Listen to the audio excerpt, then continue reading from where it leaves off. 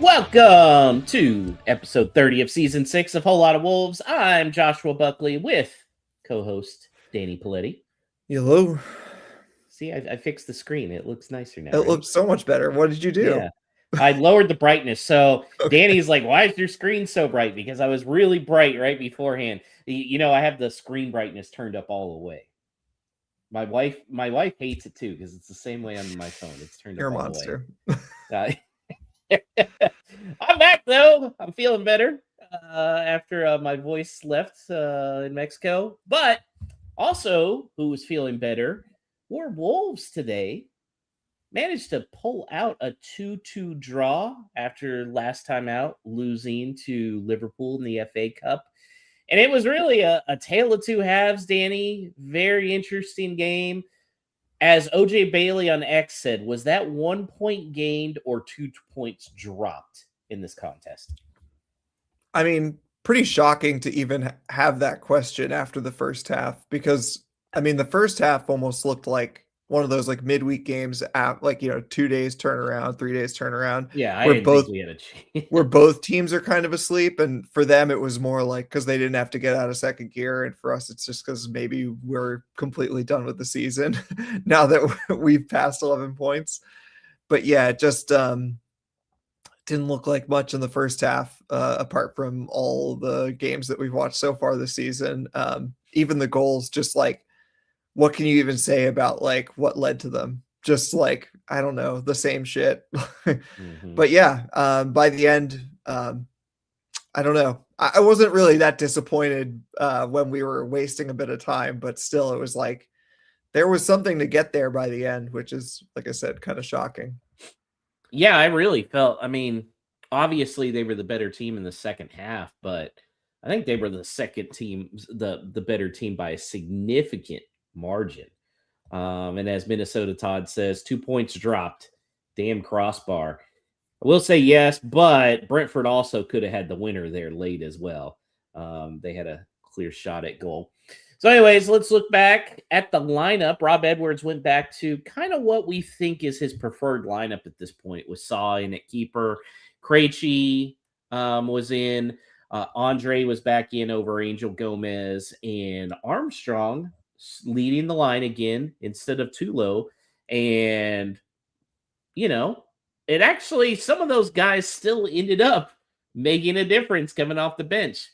But as Danny said, it was ugly early, and Brentford scored in the 22nd minute when Chichua, who had a stinker of a first half, just let a cross come in. Nobody really attacked it. Kind of flew over a Brentford guy, and then boom, Coyote buried it home.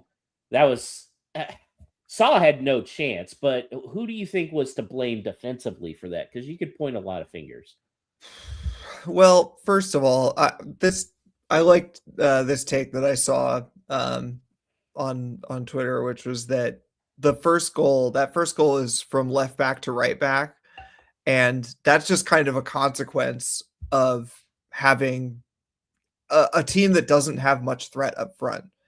Because if you mark Armstrong out of the game, then you can just let your wing backs go wherever the hell they want, like Yeah.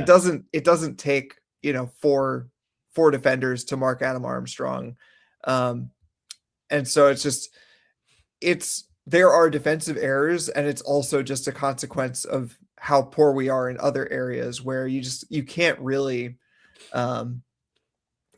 count on not being overwhelmed in attack. So, yeah, Chachua really didn't do anything to stop the cross. Hugo Bueno, I don't know if he loses man or just assumes that Krejci is gonna, cover him. It's unclear, but Krejci doesn't really even go up to meet the cross either. So, at least three players you could, directly point to. But it's just like it was as if the Wolves players weren't even there. It could have just been like playing like whatever the shadow game is, shadow attacking that they do in training, where it's just like you're just going through the motions that you've been set, and the defenders aren't even there. So Yeah, and then Brentford scored again in the 37th minute when Thiago buried it home. Another good long ball. Chichua, the big thing we were able to say for a couple weeks is, well, at least he's defending well, but no, wasn't even doing that very well. I thought the game was over at that point, Danny. I'm sure you did as well. Oh yeah. Definitely saw more than a few tweets that just said that game over. Yeah, and especially with the second half we were having, we just looked absent completely. Mhm. Hard to even remember, something good that we did. Bellegarde ran around real well. Hugo Bueno again sort of carried the ball pretty well at various times, but it didn't amount to anything. And so, with 2 goals, I mean, that's been the story of the season, giving ourselves a mountain to climb, because 1 goal already is like almost insurmountable for this team, and 2 goals, as we found out, is in fact like insurmountable. The days of coming back from 2-0 down are mostly gone, maybe completely Nah. gone. Who knows? But was it completely gone? I mean, right before halftime, Armstrong kind of threw a lifeline out there. Really good finish. His first goal in a Wolves kit. So still a possibility for that leading goal scorer bet, Danny. And so yeah, I mean, pulling back within 1 goal was really, really key right there. Yeah, he's 33% of the way to beating his all-time single season Premier League goal scoring record.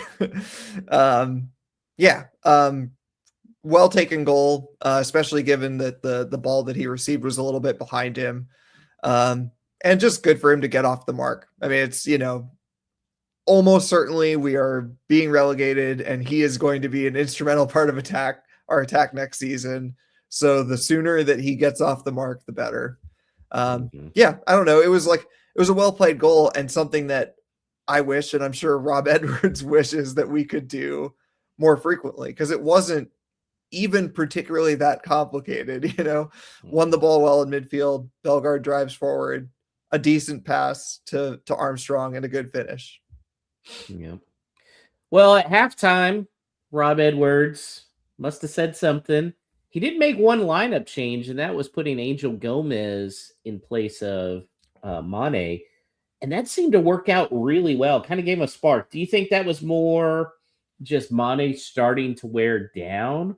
Or do you think teams are starting to get the book on Mane? Because he hasn't been as effective recently.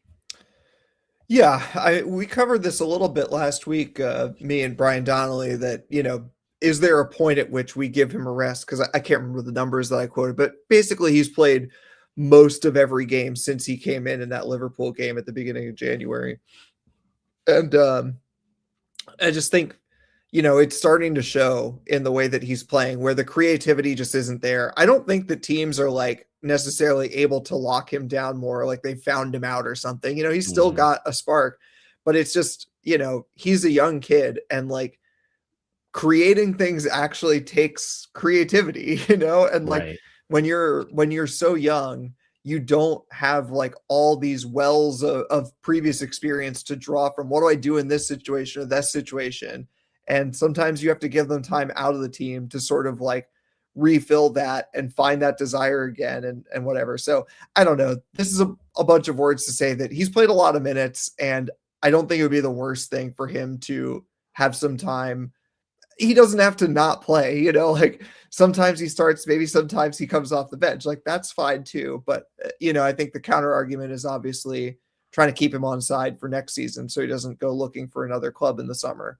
So that's the balance that Rob has to strike. But I think I don't think that like Angel Gomez was amazing in the second half, but he was effective in a way that Mane was not.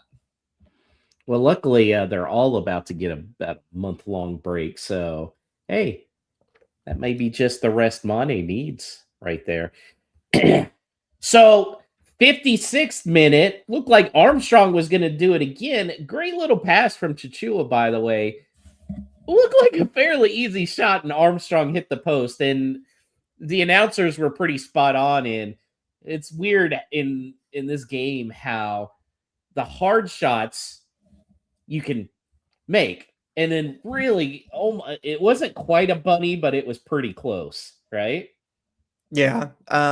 He'll definitely want that one back. And he does most things right. I mean, it's one of those quick decisions, and he just puts Mm-hmm. it a couple inches wide, maybe even a single inch closer to the goal mouth, and that, ricochets in. But that's just what happens. But again, it's like it wasn't necessarily that complicated a goal, and I'm sure that Rob Edwards wishes that we would do it all the time. Given that like if Chachua could just be that engaged with the attack all the time, we'd be in a better position right now. So One guy who was having a really good match was Bellegarde. Do you feel like with his recent form, because we were really looking at him as he's going to be a key to getting us back up next year. Now I'm starting to get worried that he's going to get some teams calling for him instead of him playing for us next year. yeah, it's funny. I almost like dread every time we talk about like who's gonna stay and who's gonna go, because I just like I feel like I don't have any clue at this Yeah. point, because like we all know that this squad kind of needs a root and branch rebuild, and just like, and if that's your starting point, no one's spot is safe, or Mm-hmm. rather no one is out of the question in terms of like if they walked in the door on May 21st or whatever the day is and said like, hey, I don't want to be here next season, like, would you be that sad? Like, I don't know. Like, I think that like he can be obviously a huge asset in the championship, but if you're already completely reshaping the squad to do different things, you know, you could say like, well, the way that the squad is going to play next season, it's okay if Bellegarde goes. Like, I don't know. Like, all these are decisions that are going to be made behind the scenes. I hope that he stays because I think he can be really, really important. And Yeah. also, I just think that that he's in a position where he doesn't necessarily need to stay in one of those top leagues in order to stay in the good graces of his national team. So like, he's one of the big players on Haiti, and he will continue to be one of the big players whichever division he's in. Yeah. So we should be able to keep him, but again, with such a big overhaul, who knows? So I hope he stays because I think he would do very well in the championship. I do too. I do too. Well, he was subbed out and Tolu was brought in. So obviously, little interesting, but Rob Edwards clearly thought he needed a little bit more up front, taking off Bellegarde. And 3 minutes later, boy, did it pay off. Just a really good header on the back end by Tolu. Man, I just want to see more of that, Danny. I know. I mean, it's just one of those percentage balls that I wish we'd play, where it's just like he's given a little bit of space to cross it, but like there are players in position that make things dangerous. And it's not even like the worst defending. It's just that you had too many players to keep track Yeah. of, and Tolo's able to get his head on it. So, And he um, muscled his way to that ball.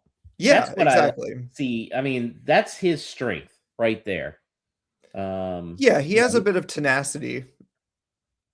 He just mhm. like he finds ways to be involved, and I don't know, this game also showed how he is limited in a lot of other ways, but like the thing that he does is like he seems to like want to try to find a way to be on the ball, or like find a way to get to a strike in the way that like Strand Larson, for all again as he is like a probably a much better finisher, kind of needed the chances to be given to him in a certain way.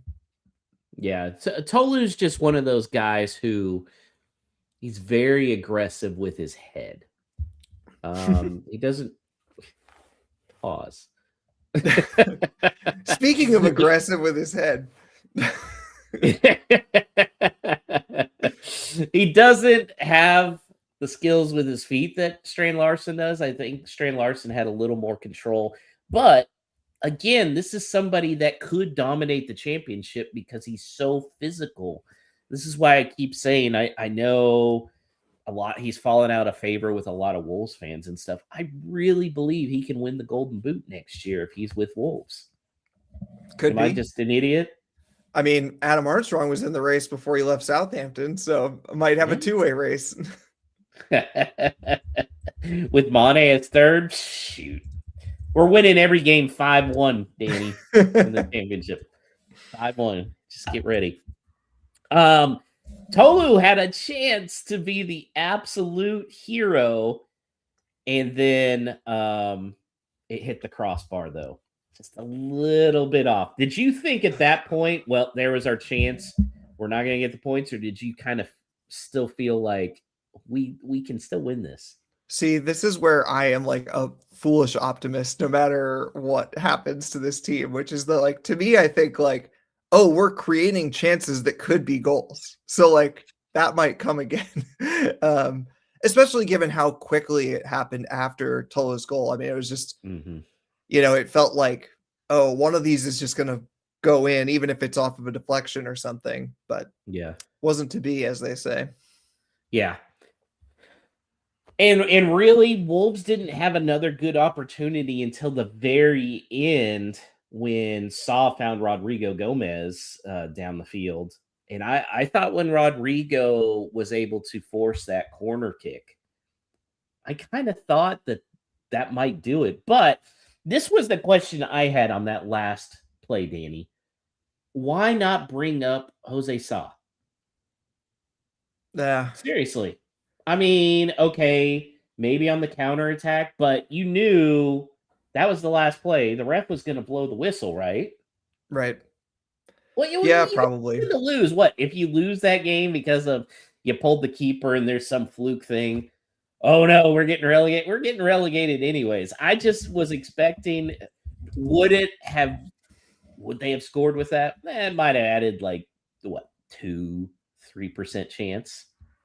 Yeah, no, you're probably right. Although I I did just see that and I hadn't realized this at the time, but all 6 of the bottom teams got draws this weekend. Yeah. So if we'd gone from 1 point to 0 points, we would lose ground technically. Now, how much you we think need to that gain matters? ground anyways. You hear that a lot in football, like when it's near the end of the season and a team's like 3-8. You have a chance, you score a touchdown. They're going to go for 2. What do you have to lose, right? Right. And I kind of feel like it was that case right there. I would have liked to have seen him come up there. And what do you think Jose Saw's goal celebration would be like? He wouldn't know what to do with himself, and neither would I. I mean, I would see it. I mean, that's the real tragedy of like the very high likelihood that we completely overhaul the goalkeeping department is that we'll never get to find out what Jose Saw's goal celebration would be. I can only imagine that it would be something that they have to cut away from. Todd says he'd headbutt the post. Yeah, I could see that. I could see him like just waving his hands. But so officiating was awful again, though. I mean, just both teams have a Stuart Atwell. Just we haven't had him in a while, but I always forget how he combines like that thing that people say about some refs who they kind of want to be center of attention and like utter incompetence. Like it's usually one or the other, and for him, it's somehow a weird blend of both. And it's just like there were just no cards in the first half, despite like the kind of constant nipping that like usually results in like, okay, I'm eventually going to give someone a yellow card, so you all cut it out, and then we'll just move on. It's just it never came. And then just like it was one of the corners that we got late, and Angel Gomez made what seemed to me to be a perfectly fine tackle where he got the ball and we had the ball just outside of their box, and that was apparently a foul. And then Yerson wins the ball in the air, and then because he comes down sort of on a Brentford player, that is a free kick to them in a dangerous spot. It completely baffles the mind. I have no idea. I mean, we also got incredibly lucky in this game. We can't not mention the fact that Krejci 100% just passes the ball to Jose Sa in the first half. And then Jose Sa stands over the ball for a little bit, kind of like almost as they do, like goading the player to come before they pick it up. And he just picks it up when it was 100% passed to him. And Stuart Atwell doesn't notice because, like I said, he's incompetent. And also, no one else seems to notice. Like, even the players, there wasn't like normally when that happens, the opposing players are all throwing their hands up, like, oh my God, didn't you see this, ref? Just no acknowledgement, and Jose Sa sort of looks around and throws it out to Yerson, and we just move on. So I guess I shouldn't complain too much. For those of us that have, or for those of you, not us, that have a lot of experience watching Wolves when they're in the championship and whatnot, are we in for even worse officiating next year? Because I don't really see how that's possible, Danny. I mean, I will say yes. From my friend who follows Southampton and my other friends who have followed various clubs that have spent time in the championship, it will be worse. But also, there's no VAR, so if you score a dodgy, jammy goal that probably would have been taken away, as if past that first 2 seconds, if nothing is wrong, then it's yours forever.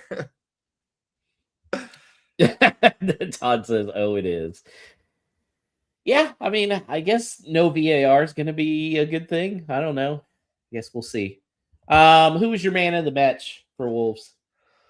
Oh, that's a good question. I hadn't even thought about it. I don't know. I think Armstrong did so much good work that went kind of like unused until he came off, and that was a good goal. So I'd probably give it to him. Although, in terms of like kind of changing the dynamic that we had, I don't know. Bellegarde was also useful. But probably like Tolu sort of like made us a little more dangerous in the second half. I don't know. Armstrong scored his first goal. It's tough to give man of the match to somebody who was only exactly. I give it to Armstrong. First goal, I thought he was useful. He's like showing himself to be what Rob Edwards clearly sees in having him start, which is just like our ability to actually press consistently for at least 60 minutes. That was good. So speaking of Rob Edwards, this has me thinking a little bit. He's very clearly good at halftime adjustments and pep talks. Like, Wolves have played great in the second half, really, since the calendar turned. What does he need to do, Danny, to make this team perform that way in the first half? Is it on him finding better combination of players? Is it on him finding better tactics early? Is it a need to be a better pregame speech? Yeah, when we need Tom King back. Yeah, probably. I'd never say no to that. If you've conceded multiple goals or whatever sport you're playing, whatever the thing is, it's halftime and you're just like, guys, put it out of your mind. It's 0-0. Maybe we need to do that, but for Rob Edwards. And so someone needs to tell him on the coach on the way to the stadium, like, just put it out of your mind. It's halftime and we're 2 goals down. Give that team talk. I love it. Yeah, I mean, at this point, I don't know. He's got to figure out something different in the pregame, right? Yeah, I don't know. I do wonder seriously if it's just like a motivation thing. I mean, you look at some of the players today who I think,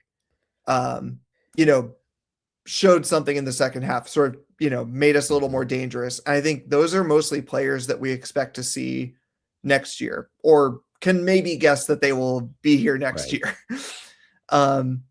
Whereas I don't think our players are going to be as on demand as some people are thinking. People are like, "Oh, we're going to lose 9 of them." Guys, there's a reason we're in the place we're in. Yeah.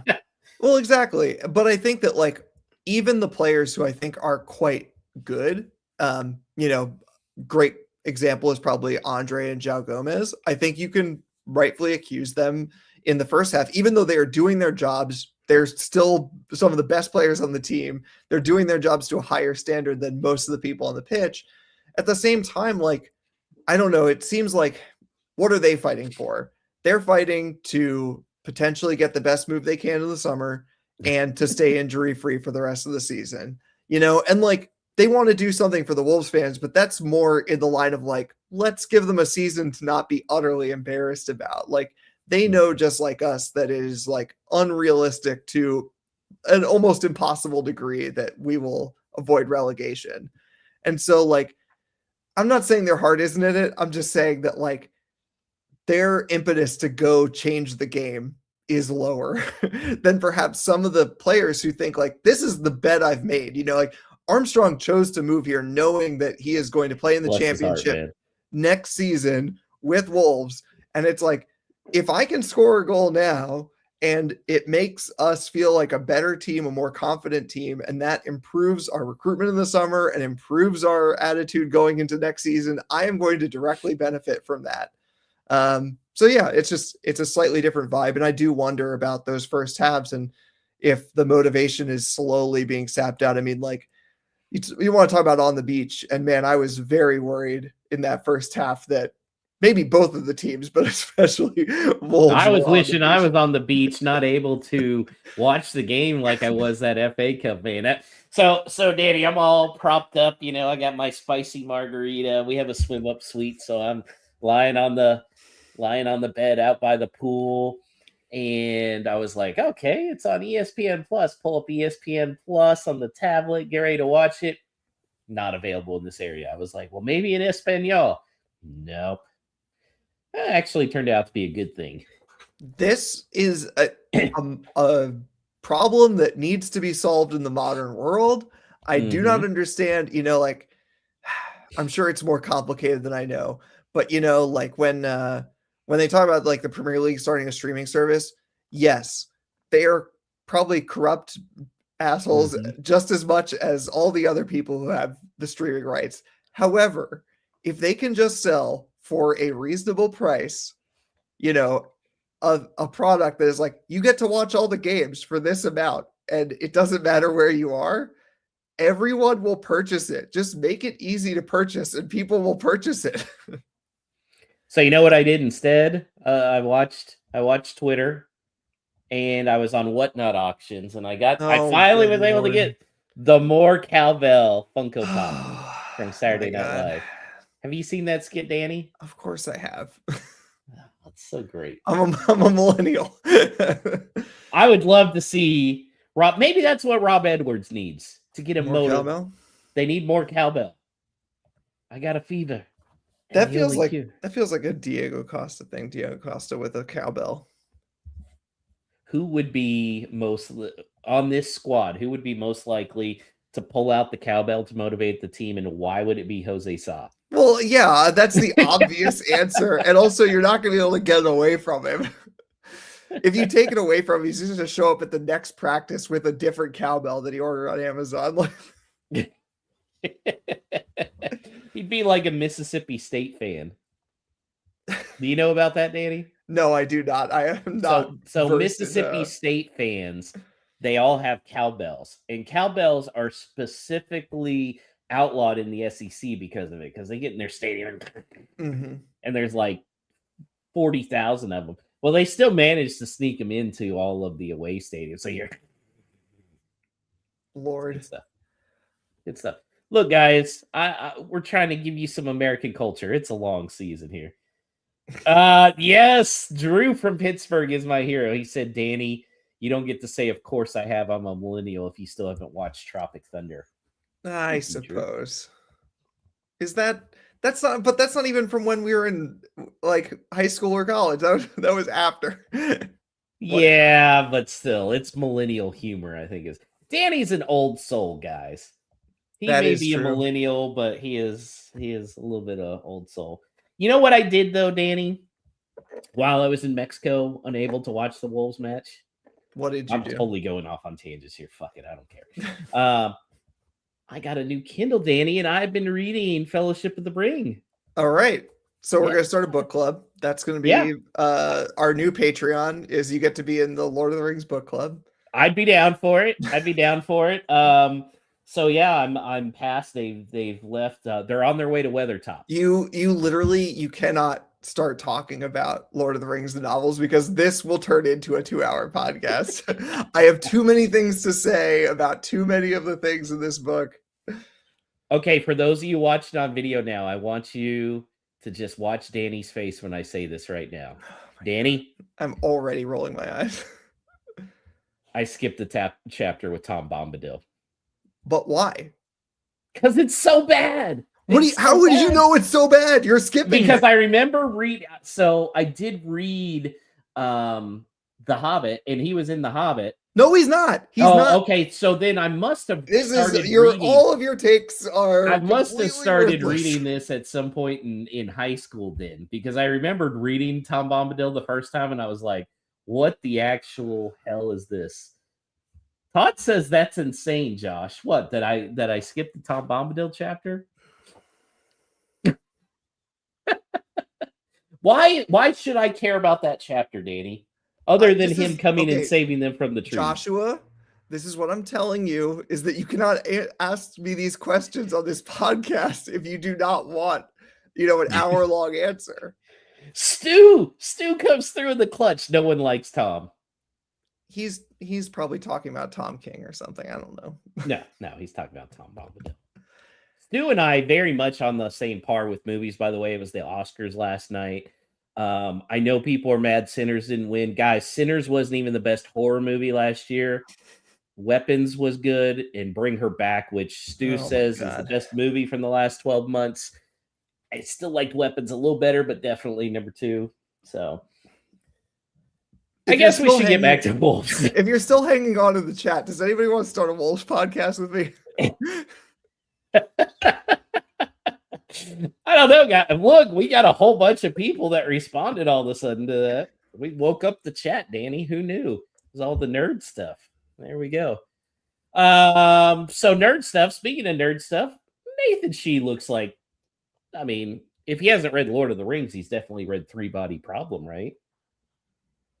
I assume so. Isn't it required reading at Fosun? I don't know.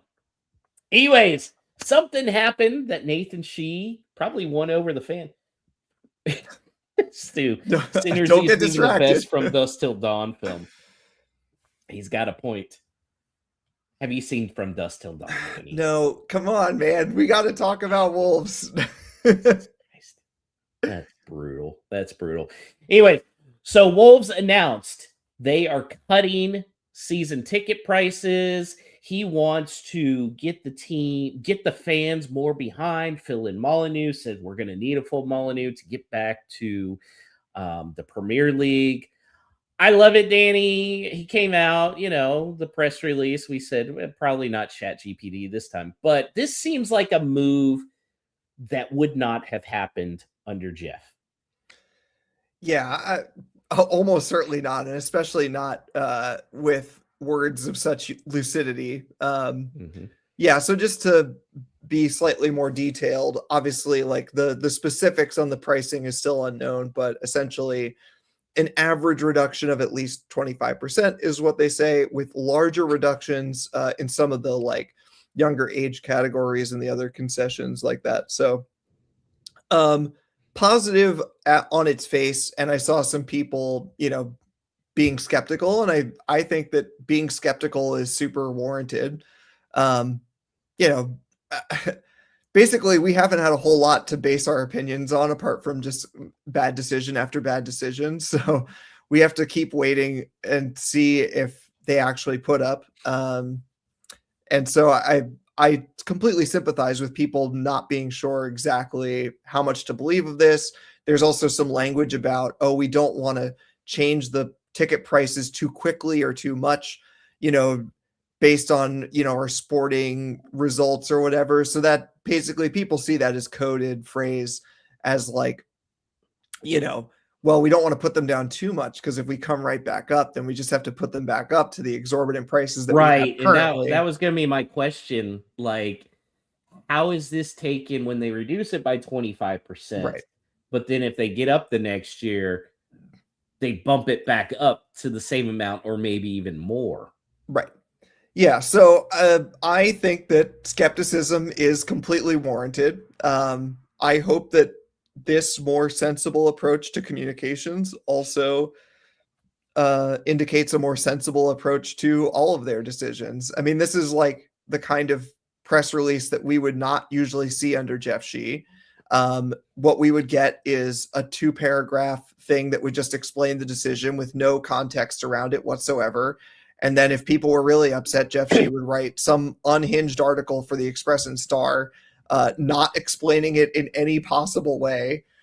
So like communications are a function of, an executive suite, and the fact that they have come out with sensible communications showing sensible price reductions, we assume, is a positive step. We just have to see if they actually follow through. And obviously, if the recruitment in the summer is as bad as it was last summer, people will still feel like 25% off is a ripoff, and they would be right to do so. So it's not just a decision about pricing. It's also a decision about running the club effectively.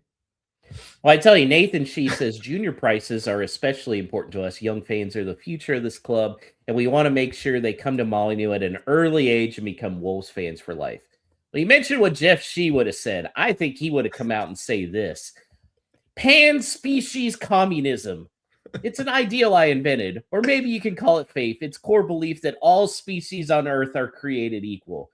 That includes all ages on Earth, I'm sure, is what Jeff Shee would be thinking.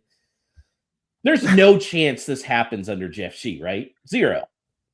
No, I mean, well, so reductions probably, but like I said, they would be communicated in the most obtuse and probably late way possible. Designed for maximum like hiding under the rug.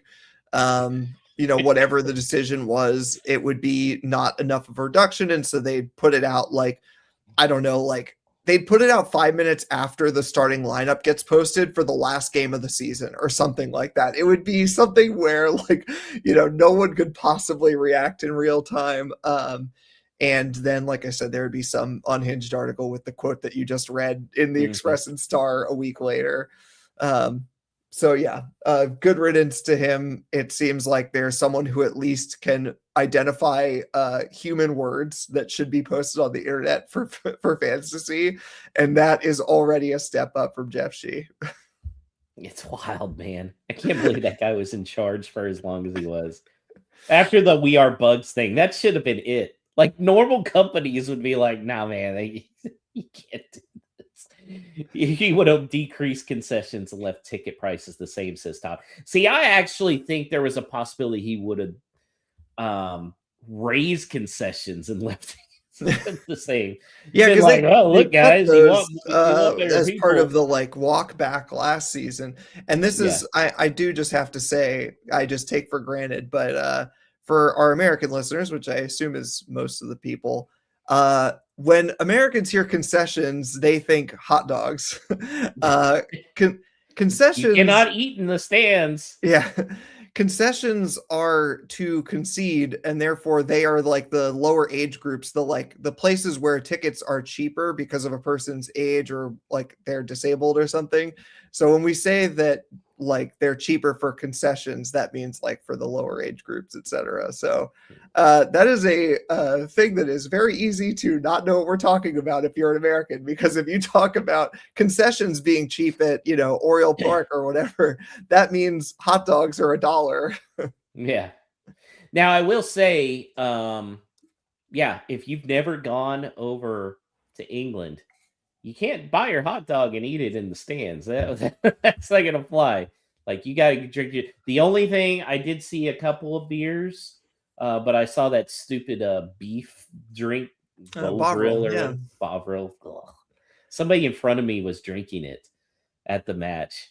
And, Laura and I had it the night before, and I was like, I mean, so bad. Maybe this is, my American take is it even a real sport if you can't do 9 hot dogs, 9 beers, and 9 innings? That's true. That's true. JJ Watt needs to, he tried that one time and wasn't even able to do it. JJ Watt. What? Yeah. I'm kind of shocked. Yeah. I've tried it. I made six innings. Wow. It's tough, man. I've been meaning to, it doesn't sound that hard to me, but it depends. If it's If this was baseball 10 years ago with no pitch clock and some of these games lasting a while, you could spread it out. That's But true. man, That some is of true. these games, They've made it much harder. it's tougher. And look, man, those dogs don't go down easy once you've had like 5 or so. I ain't Joey Chestnut. As much as I love the hot dog eating contest, which is one of my favorite sporting events of the year, you should not be surprised by that, Danny. Yeah, I'm not at all surprised. 0% surprised. I always told Elise, because she doesn't drink that much anymore, that we should just do it, and to make it easier on ourselves, that she would do the 9 hot dogs and I would do the 9 beers. Boo. Even 9 hot dogs is tough, though. That's tough. I don't know. All right. Anyway. You know what else? You know what else is tough, Danny? You trying to catch me this season. Because I have 27 points in the prediction league. The guest spot, Brian, got a point for the That's guest right. spot. Yeah, they're tied with Alex for 13 points. And Danny, you've got 19. We didn't win this week. We're not going to make a prediction because Wolves don't play for a month. Yeah. This is wild. Like, I mean, I know we've had internet. This is like a World Cup break for us. Yeah, it'll be exciting to see, some international football, a Premier League weekend without Wolves to ruin it. I'm sure that none of the other relegation threatened teams will pick up points and make us feel sad all over again. Also to see which Wolves players end up in which countries for vacation, now that places like Dubai maybe not the best place to go visit. Yeah. I got a good place in Mexico they can go. Stu, 9 Balti pies and 9 Bovrils in 90 minutes. That's tough because the Baltic pies I could do. I could do the Baltic pies. 90 minutes is too short a time. That's the problem. Whereas, even with the pitch clock, a baseball game's a good bit longer than that. Yeah. I mean, the one going on right now started at 7, and it's in the bottom of the second inning. So there you go. I think it's going to be very interesting. How are you going to cure the Wolves' itch of not getting to watch a game over the next month? Not getting to watch a game? Yeah. not being for and also they've all been weekday. They've all been weekday games. You mean not being forced to and when we come back, it's a weekday too. Sit at work and choose between doing the work that I don't want to do and switching over to Wolves instead. I think I'll manage. I don't know. I mean, it's always a little bit, despite my previous statements, it's a little bit melancholy to see a Premier League weekend happen and Wolves don't play. But then I'll just think back to I don't know, one of our I'll put on the highlights of the game against Burnley from earlier in the season and remind myself that I'm so lucky to not be watching right now. I will say at least Wolves haven't ruined weekends, because you go in with no expectations, even on Friday. And so it doesn't really bother you anymore. Yeah. All right. Well, we don't have predictions to end on, so I guess this is the time to switch over to No Stupid Questions. That time of the show where you can ask anything about the wonderful club that is Wolverhampton Wanderers. You can always email us at wholelottofwolves@gmail.com, or you can reach us at X/Twitter at WLWpod. Obviously, you can put your questions in the chat, and we'll try to take as many as we can. So this one is a good one to start on, just because I can give my little spiel. But Wolves Women Pod on X asked, "What's the worst refereeing decision that you've seen this weekend?" With then the crying a waterfall emoji. Just so Wolves Women just had their sort of almost title decider against Burnley, who they drew with early in the season, and Burnley had dropped points elsewhere. Burnley are full-time. Wolves Women are still part-time. And so Wolves Women, although they have a game in hand, sort of in the driver's seat. And so if they could get a win or at least a draw, then they'd be in good position to go up automatically. And Burnley won this weekend 1-0. It should have been 1-1 because we scored a goal and Charlotte Greengrass had a Burnley player just run into her and then fall down. And that somehow equated to a free kick for Burnley. And no one knows why. We've all seen the replays back, and it's completely nonsense. It's extremely frustrating. But the good thing is that this year, of course, there is a playoff for the second place team, which wasn't there previously. So we'd have to play the team that came in second place in the Southern Division. So that's good. Anyway, thank you for coming to my TED Talk. This is me sharing more Wolves pain. I used to celebrate when there were double Wolves wins on a weekend, and this time, I mean, it's honestly, when was the last time the men's team got a point or more and the women's team did not? I cannot think of a time. So we'll have to see. There's still plenty of games to be played, so who knows? Maybe Burnley drops points, but just got to keep it's on. It's still wild that Wolves women are in this position because, like you said, they're not full-time players. Burnley women are, a big part of the investment JJ Watt and his wife made were to Burnley women because Kalia was an NWSL player. Yes. Super frustrating. And again, who knows what'll happen in the summer if Wolves women don't get promoted. I really don't even like to speak that into existence. But if that's the case, I mean, I think you could imagine as a part of, a football first focus, as I've said many times, it really is not going to siphon away an amount of money that means anything to the men's team, even in the championship, to move further towards full time. It doesn't even necessarily have to be full time to get them to that next step. But it is extremely painful to watch the last few years where there are teams that go full time and then they basically just get promoted, and Wolves women fight extremely bravely and, lose out in some cases only on goal difference to a full-time outfit. And it just feels like it can't keep going on like this. Insert Mick McCarthy, it can meme. But yeah, I don't know. Hopefully they gut it out this season and get promoted, whether it's through the playoffs or automatically. So, all right. I'm seeing from the chat from Tim to hunker down because more storms are headed your way. No, Danny. Hope not. All right, let's get on with this show. It was chilly today in Houston. Oh, Lord. I had to wear. I wore shorts for my morning walk, and I was kind of regretting it because it was like 47.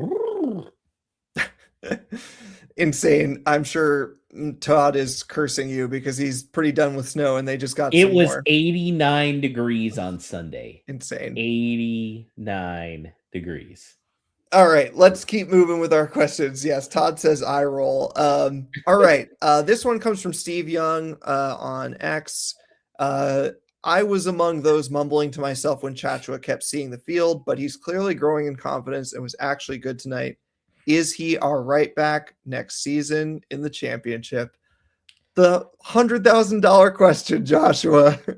Are we watching Chachua for another 14 months? I'm gonna say yes, but it's because no one else will want him.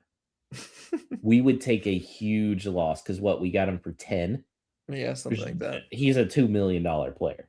So either they take a bath and lose a ton, but I don't even know where he'd go at this point. Then he can be the fastest player in the championship that's passing back too.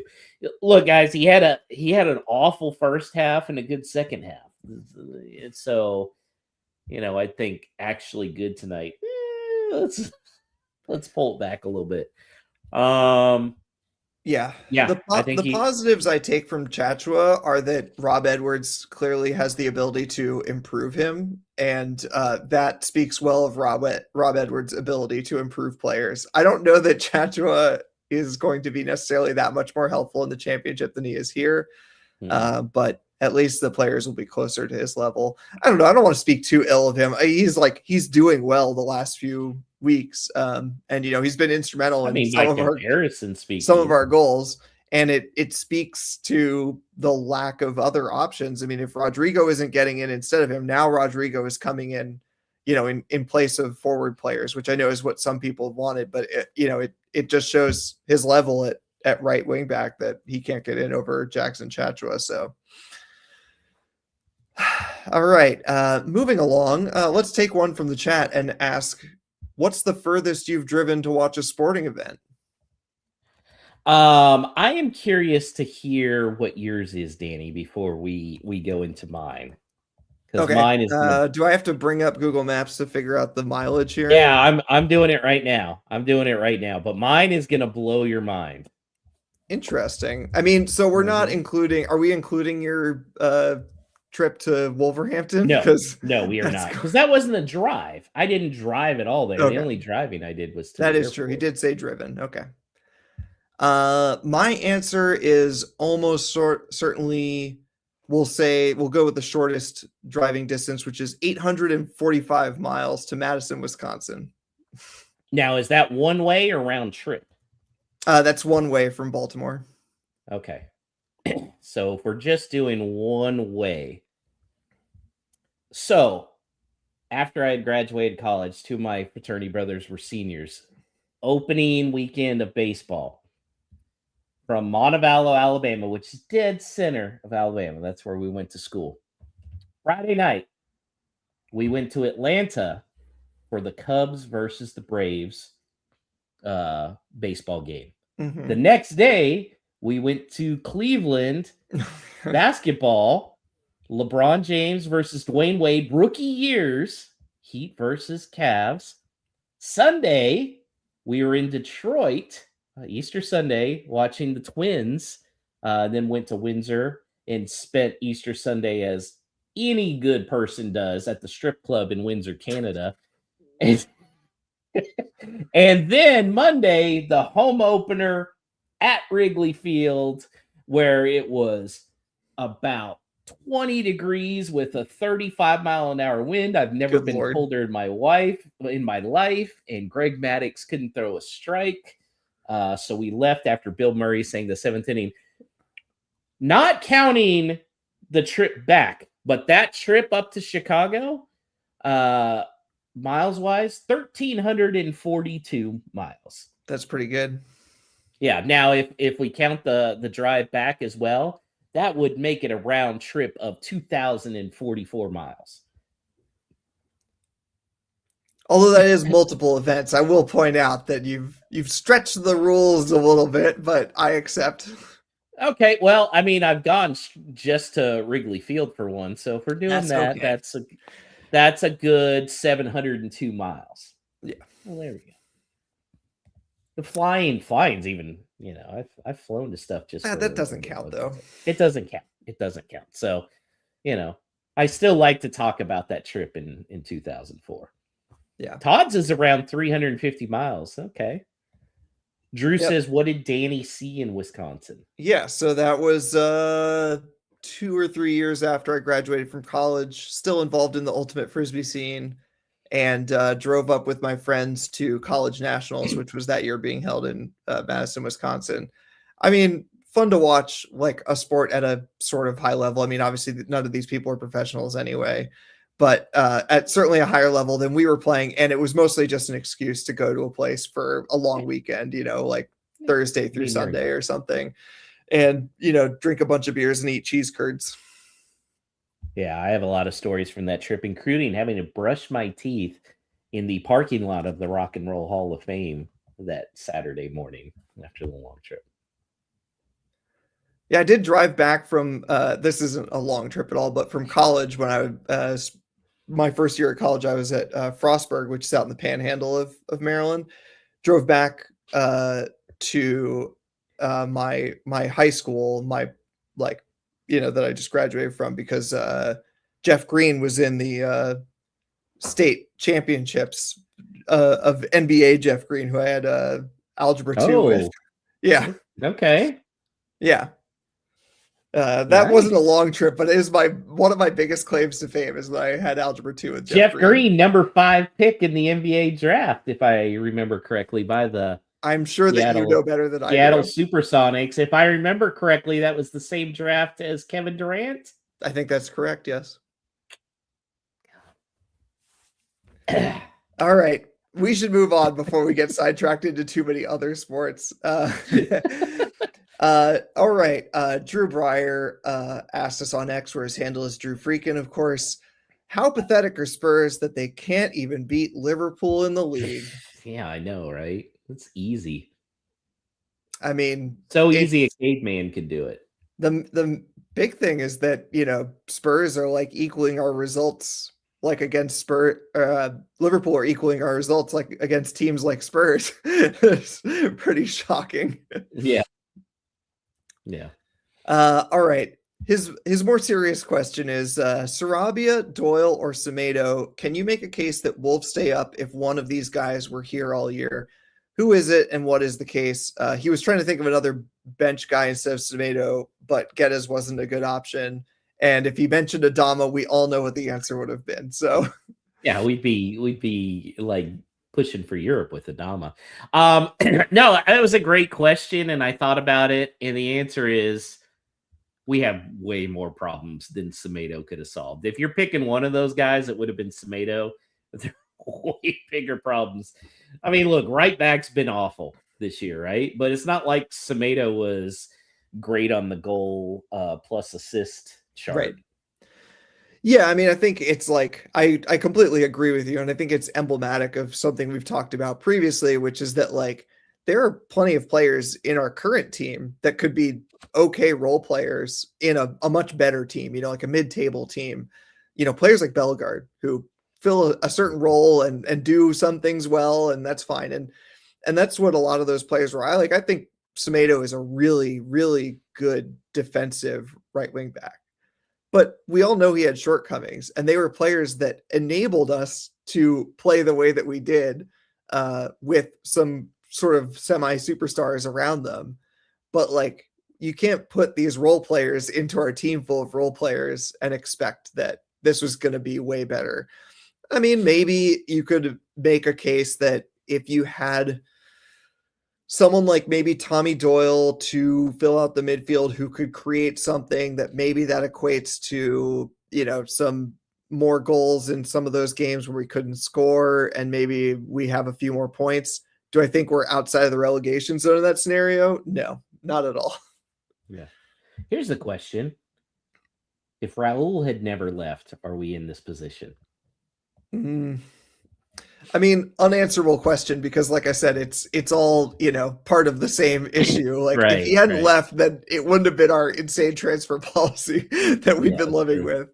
I mean, yeah, like I think we downgraded from him, but I also think that we felt fairly justified at the time that like it wasn't clear he was going to hit the heights again.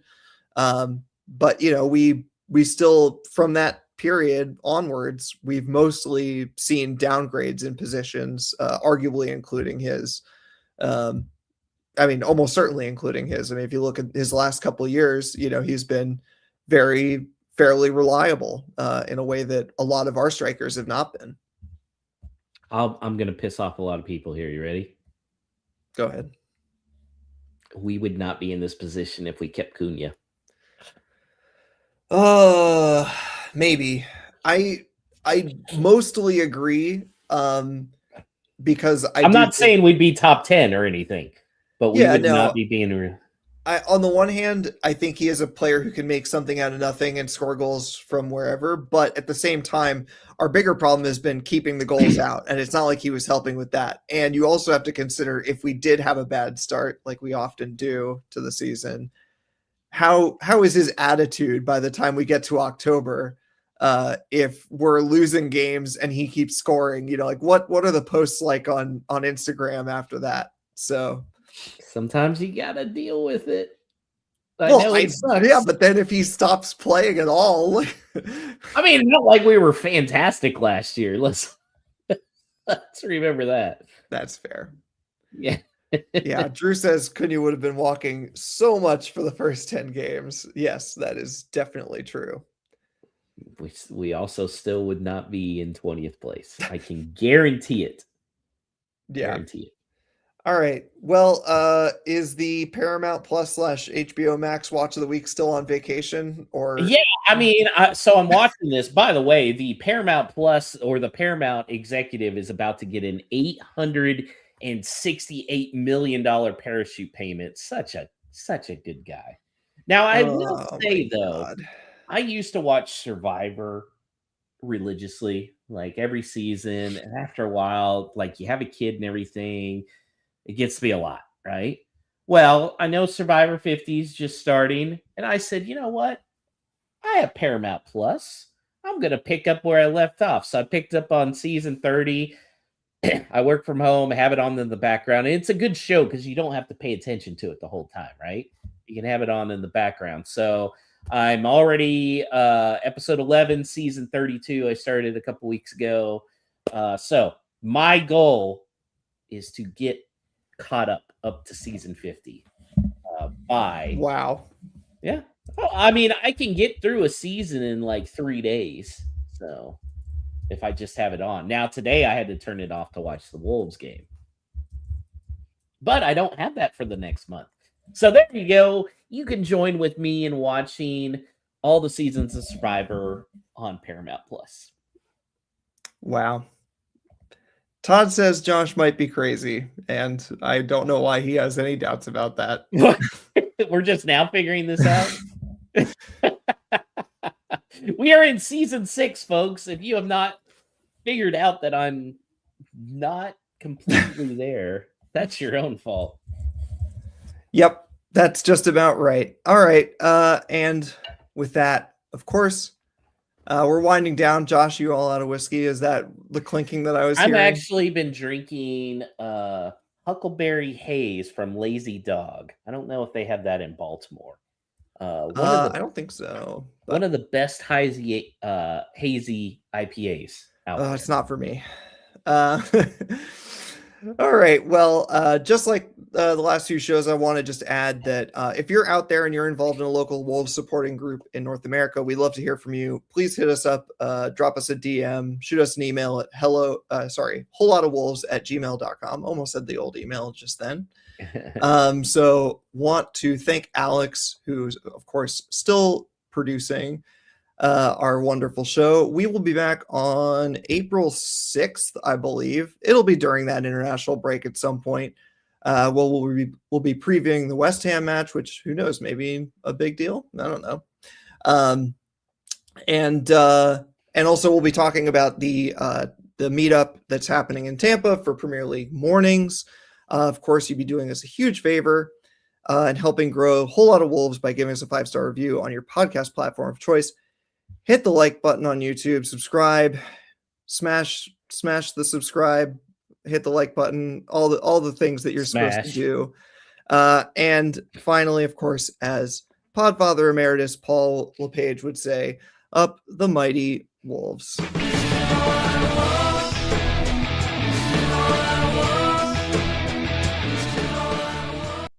All right, so let me talk about Tom Bombadil for a second. So the reason that Tom Bombadil is important, Tolkien concedes that Tom Bombadil is kind of a whimsical thing that he kept in. It's from his earliest poems. And he kind of pre-exists a lot of the Lord of the Rings writings. But Tom Bombadil represents a sort of like pacifist nature that is important for two reasons. One, he represents complete non-possessiveness. So kind of the opposite you could imagine of Sauron or Smeagol. Well, he did hold the ring and gave it back. So he desperately desires the bad guys kind of desperately desire power and things.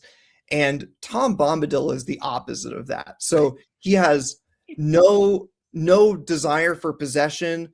He doesn't even claim to own, like his pony, Fatty Lumpkins. So like he's just his friend who helps him.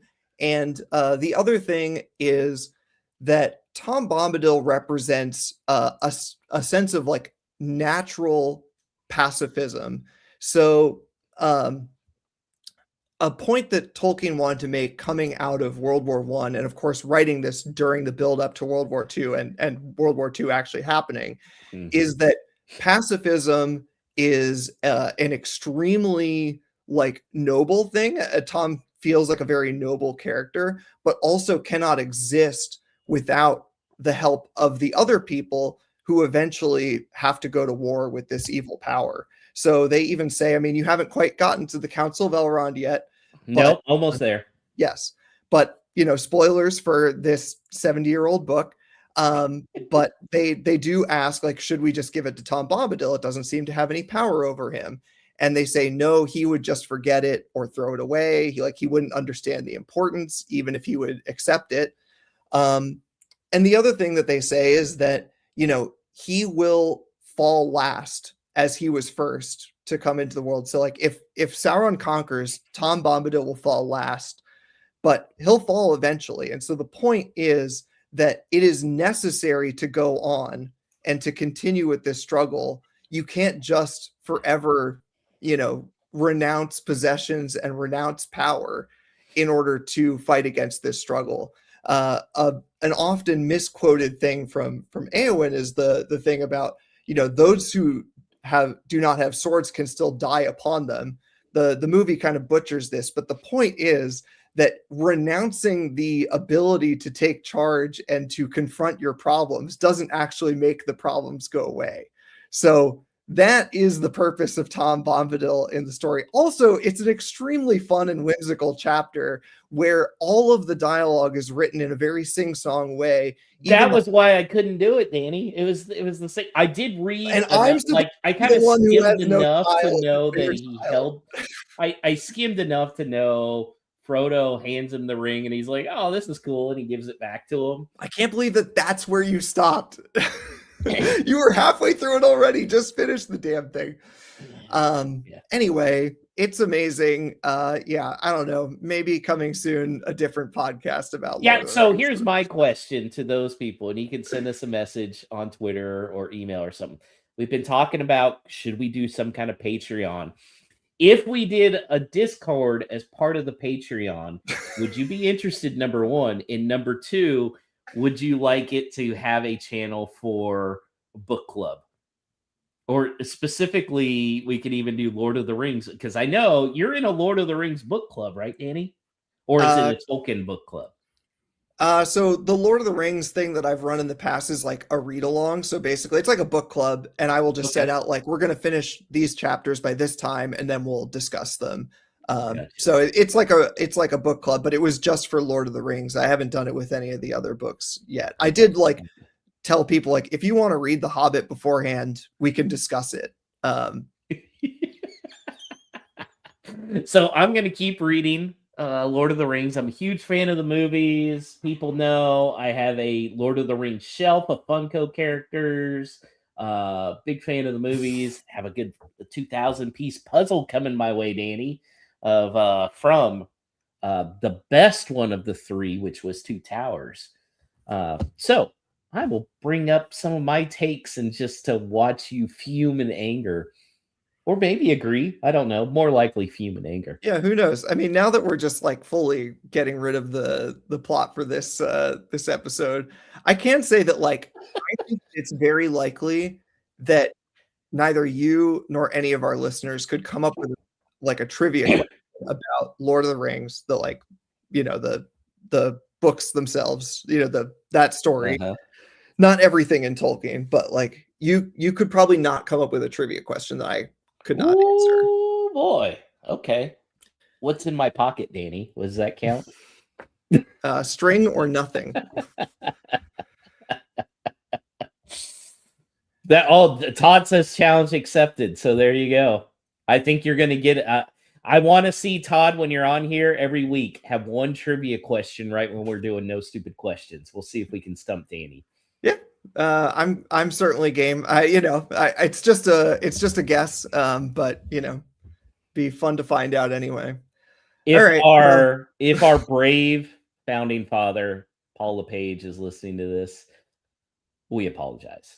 I think he'd be okay with it. I think he'd appreciate this. Yeah.